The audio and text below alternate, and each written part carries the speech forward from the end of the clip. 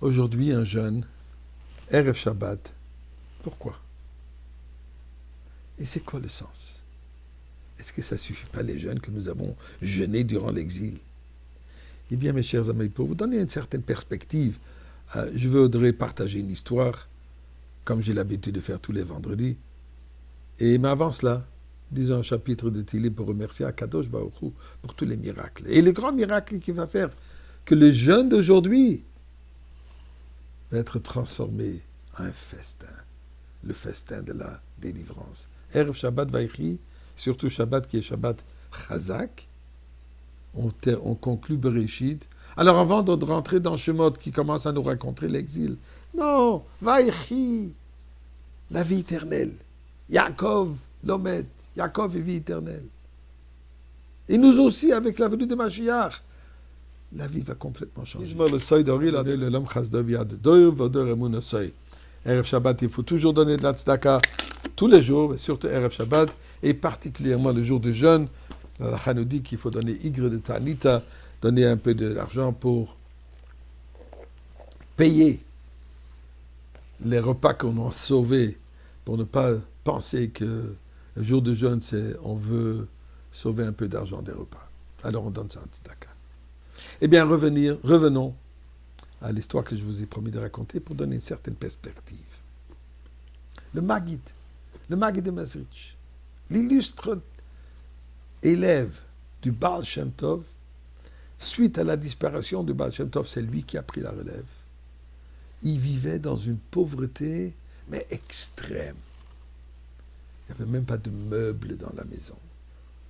La chaise était un morceau de bois, la table était un plus grand morceau de bois, le lit était les deux morceaux de bois mis ensemble, et c'était comme ça qu'ils vivaient. Les chassidim, ils étaient tellement mal à l'aise de voir leur Rebbe vivre dans cette situation. Lamentable. Plusieurs reprises, il y avait des chassidim qui ont essayé de lui offrir faire ci, faire ça, il a toujours refusé. À une des fois, il a dit, écoutez, je vais vous répondre avec une histoire. Un jour, un village, le riche du village, un philanthrope, un homme extrêmement généreux, va marier sa fille.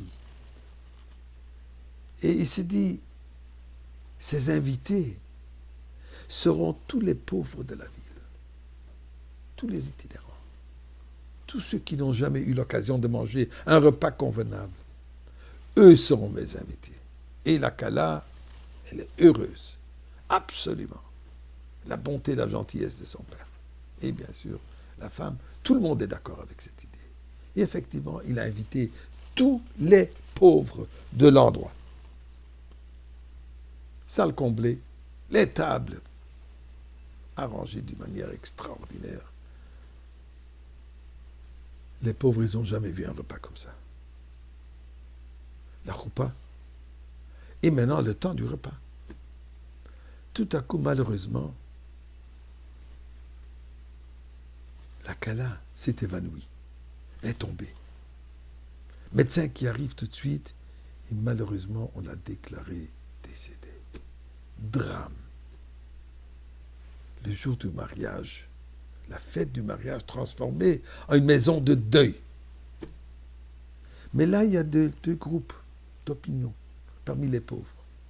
Il y a un groupe qui dit c'est un péché de jeter toute cette nourriture. Il faut qu'ils mangent.